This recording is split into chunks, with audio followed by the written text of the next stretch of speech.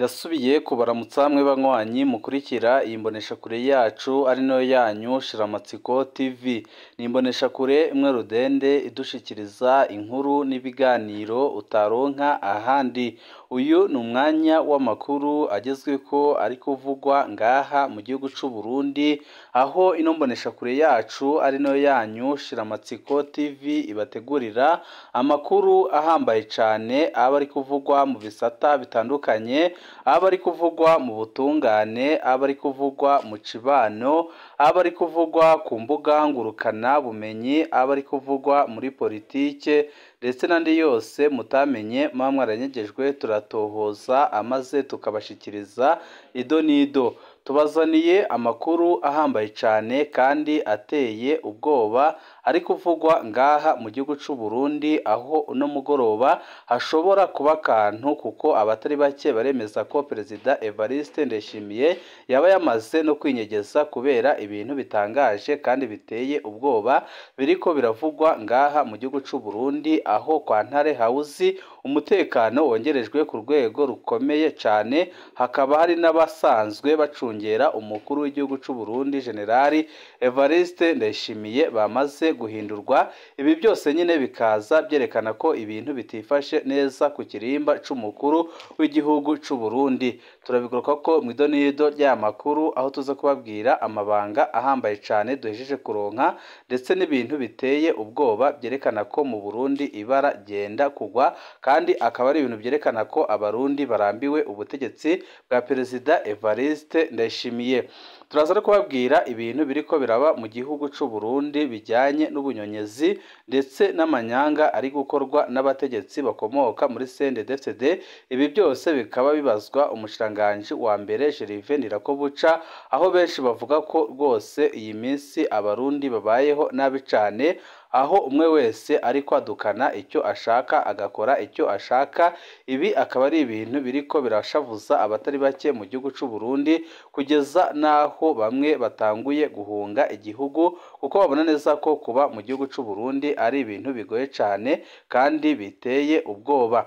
Nabyo nyine muraza kubikurikira mu idonido rya makuru. Turaza no kubabwira ku makuru ahambaye cane ari kuvugwa kuri Gervais Ndirakobuca batazira ndakugarika, aho hari impinduka zikomeye cane yakoze, kandi izo mpinduka zikaba zirebana n'ibiriko biravugwa mu gihugu c'u Burundi bijanye n'umugambi uhari wo gutembagaza Perezida Evariste Ndayishimiye ku butegetsi.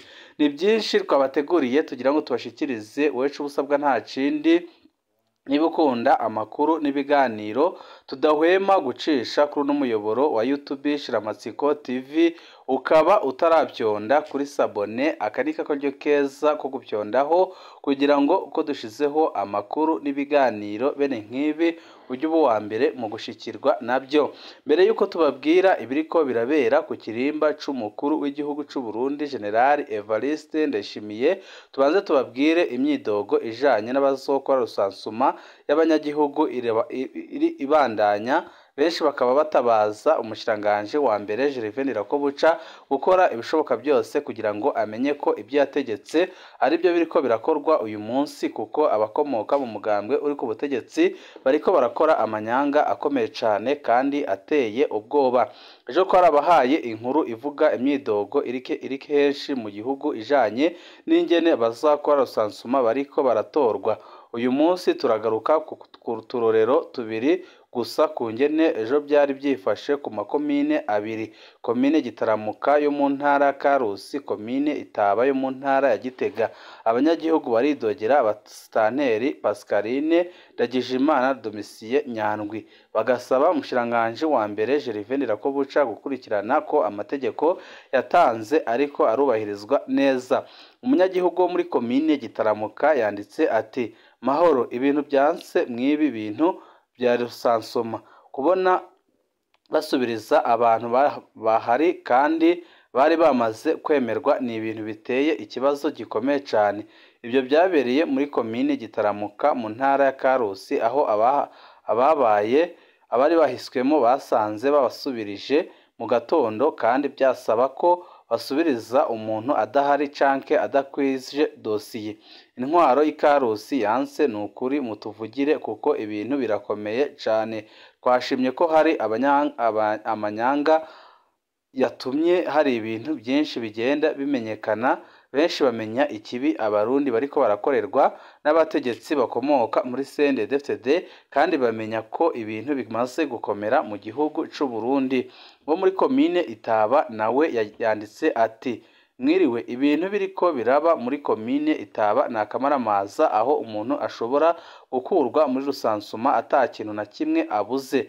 Twaragize Imana turahitwamo ubwa mbere, none formasiyo yaratangura uyu munsi, ariko twebwe twisanze ku ntonde tutariko, mu gihe bari badusabye dosiye tukazitanga neza cane, tugasinya neza mu gitabo ca komine.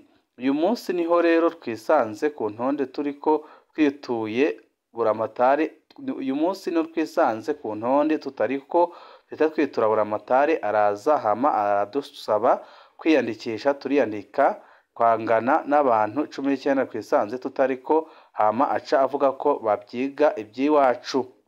Ariko abajejwe rusansuma kuri centre turiko dukorera ko ni kuri UPG bahavuye bafata ingingo yo guhamagara ku ntonde za mbere z'ababaye bujuje ibyangombwa byose. Nta mwanya byamaze kuko hace haza musitanteri wa Itaba Domisiye Nyandwi aca avuga ko bakoresha urutonde yabahaye apana iya mbere. Tumubajije avuge impamvu yatumye badukuramwo, yatwishuye ngo ejo azobizana.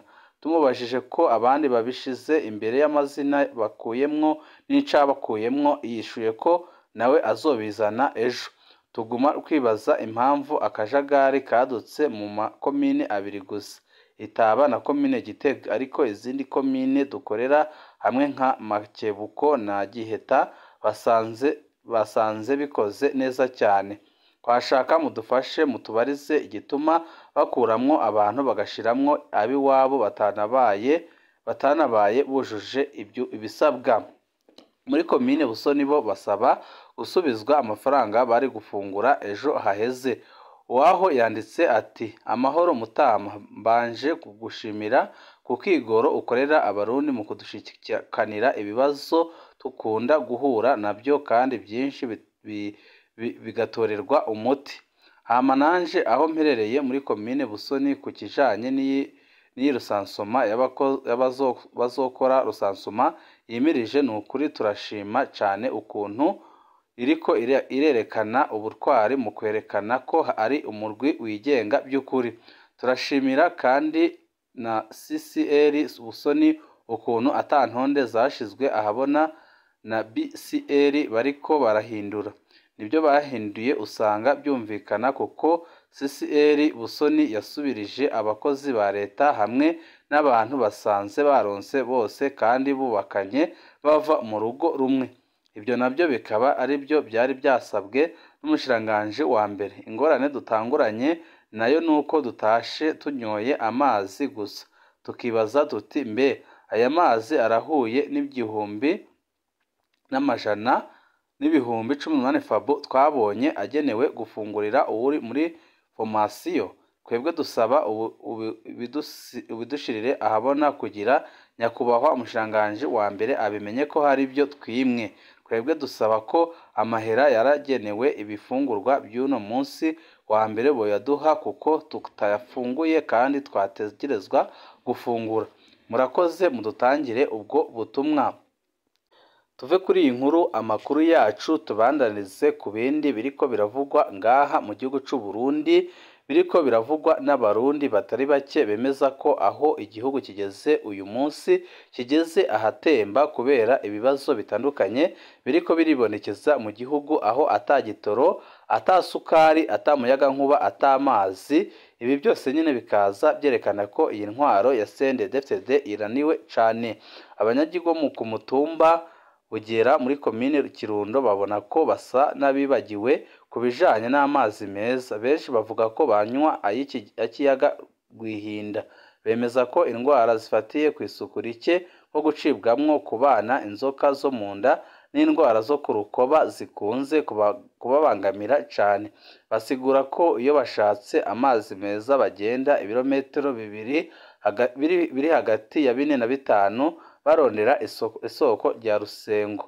Abadashoboye kuja kuyavoma kure bavuga ko bagura ijerekani y'amaritiro 20 ku mafaranga 500. Basaba abajejwe gutanga amazi ku Rusenge kubibuka bakagira ico bakora.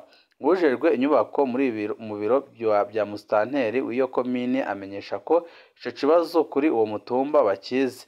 Daniel Bizimana avuga ko mu mwaka wa 2021 hari umugambi wo gukwiragiza amazi ya Rusengo wimbye mu kuzimu ngo baronke amazi meza, ariko ngo basanze yuzuyemwo icunyunyu bita ko cyagira ingaruka zikomeye cyane. Icunyunyu ca feri gituma adashobora kunyobwa. Abizeza ko ubu hari umugambi wo kubaronsa amazi bacishije mu ishirahamwe Regideso. Yashimye ariko gutanga ikiringo cyo kuzabashikiriza ico yemeza nuko bitwara uburyo butari buke, kandi akemeza ko ntaco intwaro itariko irakora kugira ngo itunganirize abo barundi babayeho nabi cane kubera kubura amazi, ariko abatari bake bakemeza ko ibi bintu biteye isoni kandi bishavuje. Abantu 11 harimwo abana 3 barekuwe na parike y'intara kuri uyu wa gatanu. Bari bapfungiye mu gasho ka komisariya y'igipolisi mu Cibitoki gaharugwamo 98 kandi kagenewe abantu 40. Amakuru ava mu Cibitoki avuga ko abarekuwe bari bagirizwa ubusuma. Urongoye parike yashikirije ko ku munsi wa mbere bazoraba ko hari n'abandi borekurwa. Jean Paul Nsavyimana amenyesha kandi ko no mu busho buri mu makomine bazojayo kugira abazosanga bapfungiwe ubusa barekurwe. Asaba ababishoboye gufasha kugira ababa bapfungiwe ubusa bose barekurwe ku buryo bwihuse. Tuve kuri aya amakuru yacu tabananize ku nkuru twatanguriyeho mu ntango z'aya makuru, aho twababwiye ko ku kirimba c'umukuru w'igihugu ibintu bitoroshe na gatoya.